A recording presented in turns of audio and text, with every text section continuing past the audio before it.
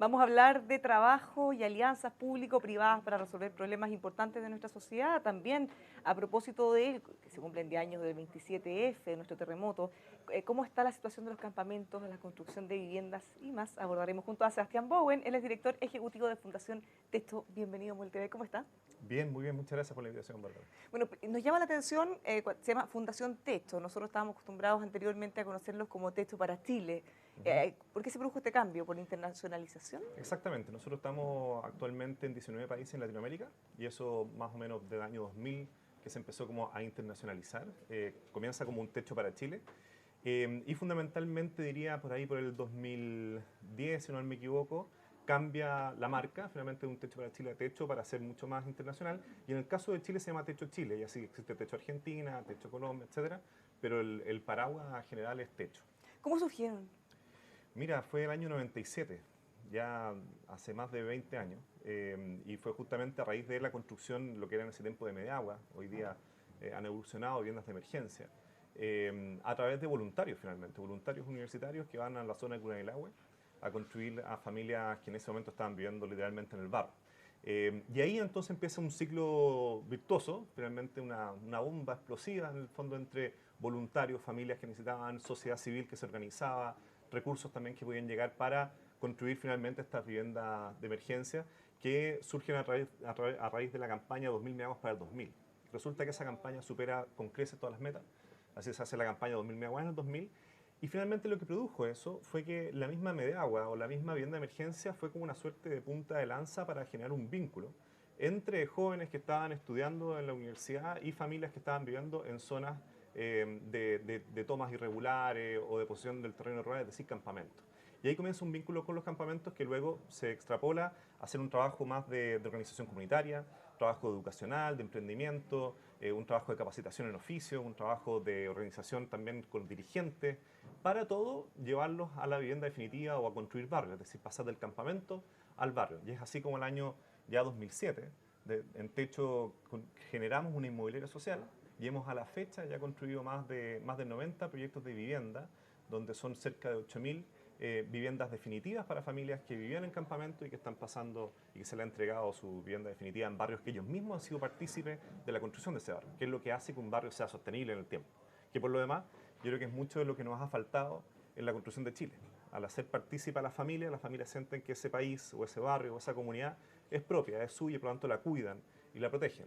Y cuando se construye solamente por unos pocos, finalmente el resto de la comunidad siente que ese no es su propio barrio. Claro, eso se nota mucho en las políticas habitacionales que hemos Ujú. tenido normalmente, no solo en los campamentos, en el fondo. Exactamente. En general, la política nacional de Chile hay ciertos momentos en que se ha focalizado mucho en lo cuantitativo, es decir, dar muchas viviendas a un precio más bajo, por lo tanto en zonas más bien segregadas y con mala materialidad. De esa manera se construyeron muchas villas de blocks, donde nosotros también trabajamos hoy día. Estas villas de blocks son departamentos de 45 metros cuadrados con mala materialidad en zonas segregadas en nuestras principales ciudades, donde hoy día viven cerca de 400.000 familias en Chile. Muchos de esos barrios son hoy día barrios tomados por situaciones de alta inseguridad, de delincuencia, y de hecho muchas de las familias viven en una muy mala calidad de vida y hay muchos dirigentes que han buscado justamente combatir esa inseguridad a través de la organización comunitaria. Y eso es lo que ellos ven como la principal salida, mucho más que las instituciones. Parte de los problemas que estamos viviendo hoy día en Chile, creo yo, está asociado con la sensación de abandono que siente un gran porcentaje de la población de parte de las instituciones y esas instituciones existen muchas veces para que unos pocos abusen de ellas. Y por lo tanto la única salida frente a ese abandono es la propia organización comunitaria. Y ahí nosotros estamos trabajando.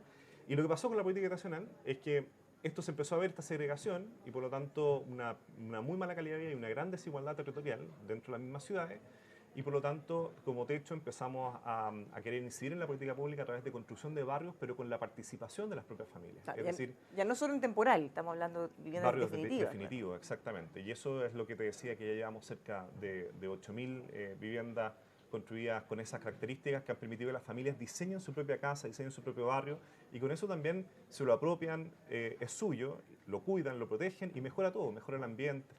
el ambiente, entre otras cosas. Entonces, la cohesión social también de esas propias familias, y eso es súper relevante. Y en ese sentido, ustedes dicen que trabajan con la familia. ¿Cómo saben quiénes van a ser o cómo se define dónde va a estar un barrio, quiénes van a formar parte de él para hacer ese trabajo conjunto? Claro, bueno, las políticas nacionales hoy día tienen distintas fórmulas, ¿verdad? Pero en general te permiten trabajar con familias que son sujetos de subsidio, es decir, que anteriormente no han recibido subsidio habitacional, etcétera. Y lo que nosotros hacemos es generalmente, ya hay distintos casos y todo, pero es cuando logramos conectarnos con un campamento y viene un trabajo en conjunto con ellos, donde por ejemplo está la construcción de estas viviendas de emergencia, o por ejemplo hay estrategias más educacionales. Nosotros tenemos un programa que se llama Techo para Aprender, un programa que lo hacemos justamente al Banco Santander y a otros aliados, y ese programa consiste en construir espacios educativos como complemento de la educación formal en campamentos y que son coordinados por las mismas gestoras educativas del campamento. O sea, capacitamos generalmente dirigentes o líderes en los mismos campamentos que se hacen cargo de ese espacio educativo. Entonces viene todo ese trabajo y ese trabajo genera una confianza con la comunidad que nos permite después apoyarlos cuando ellos se constituyen como comité de vivienda.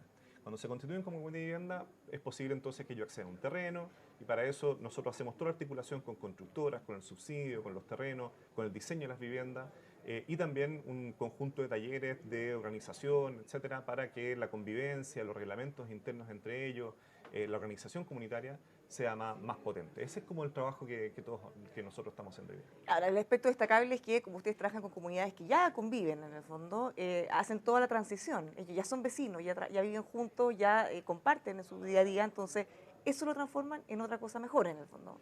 Exactamente. A diferencia de como de solo llenar de todos lados. Suele suceder, y a diferencia de lo que algunos pueden pensar intuitivamente, que los campamentos se forman muchas veces por redes familiares o redes que existían previamente y también los campamentos de alguna manera van escogiendo a sus propios vecinos finalmente, porque existe un terreno eriazo, ¿cierto? Familias que viven en condiciones de hacinamiento, generalmente el campamento del otro lado de la moneda.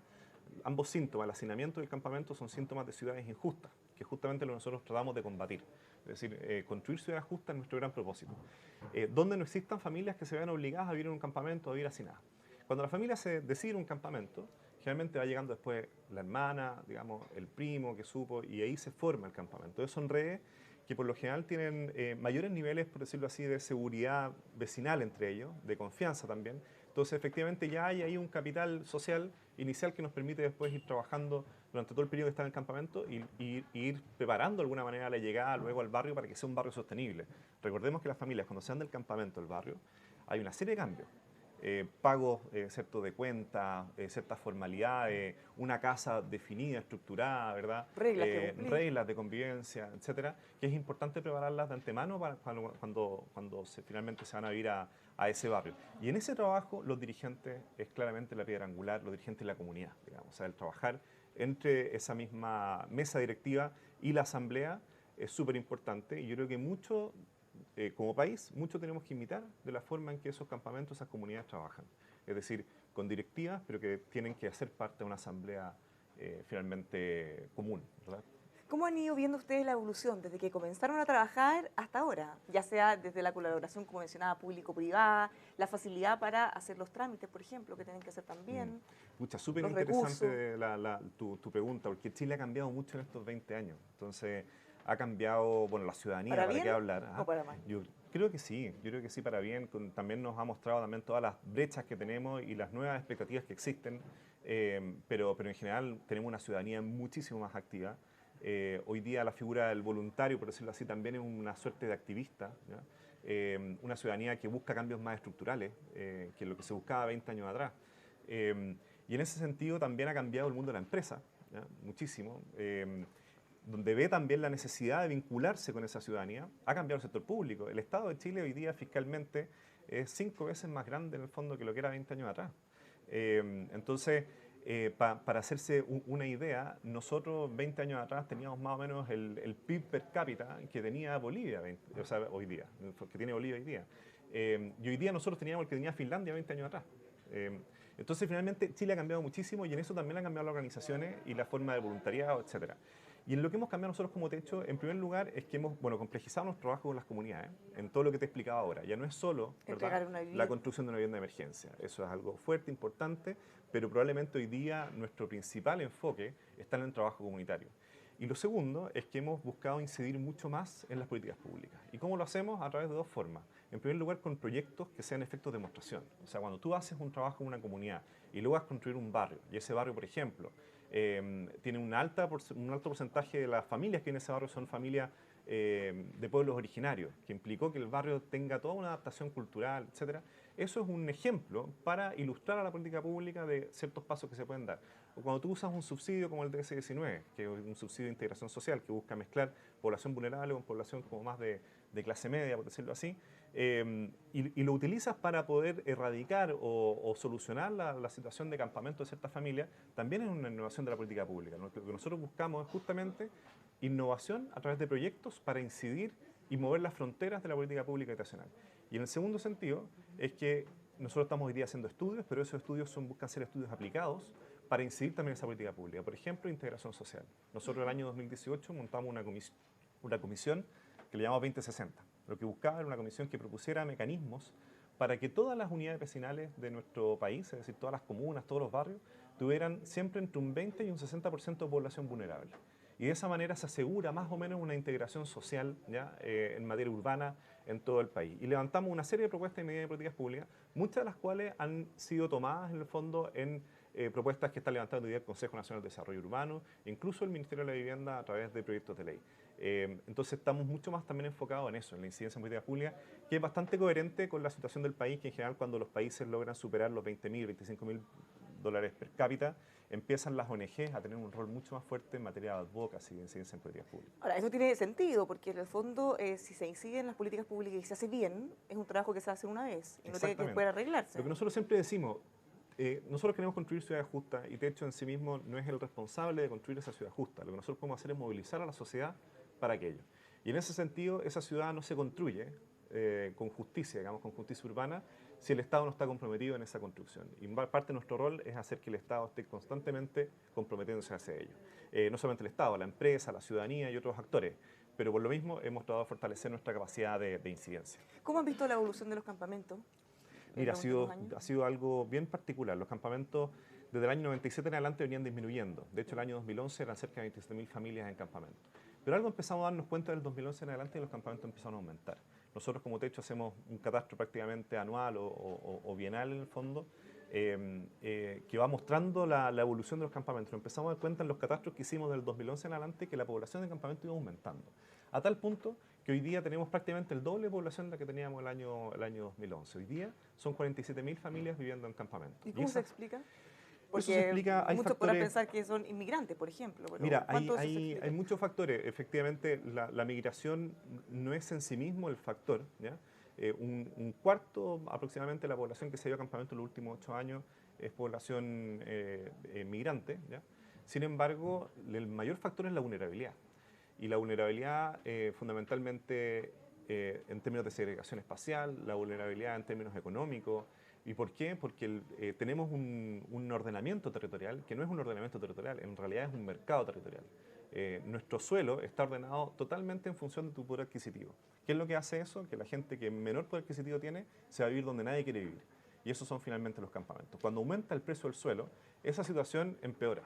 Y por lo tanto lo que ha hecho es que muchas familias que lo que buscan es vivir cerca de la ciudad, por lo tanto, se han tenido que ir a vivir o se han visto obligados a vivir en condiciones de hacinamiento, de arriendo abusivo o en condiciones de campamento. Bueno, hace poco tiempo la Cámara Chilena de la Construcción dio a conocer un estudio donde señalaba que en Chile comprar una vivienda era severamente inalcanzable. El precio del suelo ha aumentado de manera brutal en los últimos 10 años. Si antes, hace 10 años una vivienda te costaba 100, hoy día te cuesta 200. Y eso desde el punto de vista informal, lo más probable es que se ha triplicado. El principal, en el fondo, mecanismo de intercambio de vivienda hoy día son intercambios informales, ¿ya? Que muchas veces son sin contrato, etc. Y eso ha hecho que una familia que arrendaba por 100.000 pesos hace 6 años, 7 años, hoy día le han subido de manera unilateral muchas veces el contrato, no el contrato, sino que el precio del arriendo a cerca de 300.000, lo que hace finalmente que esa familia viva entre una condición de indigencia o una condición por sobre la pobreza, si es que sencillamente se va de vivir arrendando a vivir de allegado o de hacinado o justamente en un campamento. Y eso es lo que ha hecho de alguna manera catalizar una alta población en campamento en el último tiempo que a mi parecer, mirando sencillamente el terreno, lo que nos cuentan también los voluntarios, las personas que trabajan en Techo, es una condición que sigue aumentando. Yo no me extrañaría de que en los próximos catastros que vayamos sacando, tanto desde techo como desde el mismo gobierno, la situación de campamento siga empeorando de manera exponencial. ¿El catastro que hacen ustedes y los que hacen desde el ministerio coinciden normalmente? Sí, han coincidido. A veces hemos tenido diferencias históricas, ¿verdad? Respecto a algunas mediciones, algunas cifras, etcétera. Pero en la tendencia estamos coincidiendo. O sea, el último catastro que hizo el gobierno fue el año pasado, que más o menos mostraba exactamente la misma tendencia que nosotros veníamos mostrando. Lo que para nosotros, por lo demás, es un tremendo logro en materia de incidencia, porque nosotros veníamos haciendo catastros desde el año 2011, y desde el año 2011 nos hacía un catastro a nivel oficial desde el Ministerio de la Vivienda, desde el Gobierno de Chile. Y por lo tanto nosotros veníamos viendo esta tendencia al alza de la condición de campamento de muchas familias en nuestro país y que finalmente no estaba siendo reflejado en los datos oficiales del gobierno. Y por lo tanto veníamos haciendo un trabajo de incidencia, hasta que finalmente logramos convencer al ministro y al subsecretario. Bueno, no sé si los convencimos nosotros en verdad, pero hemos conversado y creo que fuimos un actor relevante en ello, en que finalmente se pudiera hacer un catastro más oficial. Ese catastro oficial es el que te digo que son 47.000 familias. Pero nosotros vamos a seguir mostrando la evolución de esto y creo que hoy día con las tecnologías que tenemos en el país, tecnologías satelitales, incluso celulares, etcétera, nosotros podríamos eventualmente, como sociedad chilena, tener una capacidad de actualización del catastro de campamentos muchísimo más rápida, al menos aunque sea un estimativo cada 6 meses o algo por el estilo, que es súper relevante. ¿Por qué? Porque tú me invitabas a conversar, ¿verdad?, acerca del 27 de febrero, los 10 años del terremoto y cómo ha evolucionado Techo. Yo creo que la gran catástrofe, mucho más que las catástrofes ambientales que estamos teniendo, la gran catástrofe es la exclusión. Entonces, generalmente los accidentes y eventos climatológicos o en el fondo estas catástrofes naturales que tenemos en Chile, a quienes más afectan son a la población más vulnerable, que es esa población que vive donde nadie más quiere vivir, en quebradas de los ríos, en las faldas de los cerros que se pueden tener aluviones. Hoy día tenemos, no me extrañaría que al menos la mitad de las familias que están viviendo hoy día en campamento estén viviendo en zonas expuestas a riesgo justamente de desastres naturales. Es decir, la catástrofe es la exclusión social, mucho más que los otros temas. Y lo que nosotros tenemos que trabajar hoy día es en tratar de que esa exclusión social efectivamente reducirla y que quien pueda acceder, o sea, quien quiera más bien, y quien tenga la voluntad de acceder a vivir en la ciudad, tenga el derecho de vivir en esa ciudad y las oportunidades y las seguridades que esa ciudad te puede brindar. Volviendo al 27F, ¿qué rol asumieron ustedes en ese Mira, proceso? Porque fue fue muy súper duro. potente. El 27F yo creo que a Techo le tocó liderar, en el fondo convocar o articular una gesta que a pocas ONG creo que le ha tocado en la historia, de construir 20.000 viviendas de emergencia en 3 meses con 80.000 personas, digamos. Y eso no es únicamente la cifra, que ya es en sí algo que es bien potente, ¿verdad? Y que se logró con bastante éxito en ese momento, sino que lo que significó eso fue 80.000 voluntarios, voluntarias de distintos ambientes, de distintos sectores, además, 20.000 familias que recibieron una vivienda, que se conectaron, que construyeron vínculos, y que finalmente eso es el gran objetivo que tenemos como Techo, es construir puentes, generar en el fondo cohesión social. Lo interesante es que entre ese 27F y el 18 de octubre que estamos viendo hay ciertas similitudes. El mejor ejemplo que yo pongo es que el gran mensaje que tenemos que sacar como sociedad, nosotros tenemos por ejemplo una ONEMI, ¿cierto? Una Oficina Nacional de Emergencia, pero resulta que esa ONEMI tiene altísimos atributos y altísimos recursos en el momento en que la emergencia existe, pero no así para poder prevenir esa emergencia. Eso dice mucho justamente de la mentalidad que tenemos. Porque Siempre actuar después. exactamente, actuamos, los cambios, la voluntad y todo en el fondo se ejecuta con rapidez cuando el hecho ya sucedió. Pero no somos capaces de trabajarlo de manera más profunda y sólida, preveniendo en el fondo ese hecho anteriormente. ¿Y ustedes han Em, pensado en los impactos que ha tenido o que va a seguir teniendo el 18 de octubre el en nuestro 18 de país? octubre es un buen ejemplo de eso. O sea, vimos todos los cambios que se hicieron inmediatamente después. O sea, en las 2 semanas siguientes, ¿verdad? De ese 18 de octubre se propusieron una serie de políticas sociales, se dieron en el fondo bonos, las empresas muchas veces subieron su respectivo salario, hubo una serie de anuncios, pero siempre posterior, cosas que pudimos haber hecho anteriormente. Yo creo que eso habla mucho de la mentalidad que estamos teniendo en nuestra sociedad, que si nosotros seguimos teniendo esa mentalidad, vamos a seguir entonces viviendo una sociedad con alta segregación, sin la cohesión social necesaria. Yo creo que lo que devela finalmente estas catástrofes, tanto sociales, ¿verdad?, propia de un calentamiento social que existía, como catástrofes más bien naturales y que demuestran también las vulnerabilidades que tenemos, es que nos muestran una y otra vez el nivel de segregación que tenemos y que es nuestro gran desafío, de cómo construir un país más integrado, más cohesionado. ¿Ustedes creen que en ese sentido, y volviendo a los campamentos y a la situación actual de la gente, va a empeorar después del 18 de octubre? Con todo lo que ha implicado, el alza del desempleo. Todo depende de tu horizonte temporal. Yo creo que efectivamente hoy día estamos pasando periodos que son bien dramáticos en algunas comunidades. Sobre todo en esas semanas siguientes hubo problemáticas en materia de abastecimiento. Los campamentos no son homogéneos, entonces también eran distintas realidades, asimismo las vías de blogs. Pero a mi juicio en el trasfondo también hay esperanza, y esperanza de lo que pueda venir en el mediano o largo plazo, porque efectivamente nos dimos cuenta que no podemos seguir construyendo un país con este nivel de desarraigo, con este nivel finalmente de segregación, de desigualdad, y hoy día esperemos, la voluntad política y la voluntad ciudadana también para poder hacer esos cambios y hacerlo de la forma más pacífica y más consensuada posible, porque yo creo que eso es sumamente relevante. Y yo creo que se puede.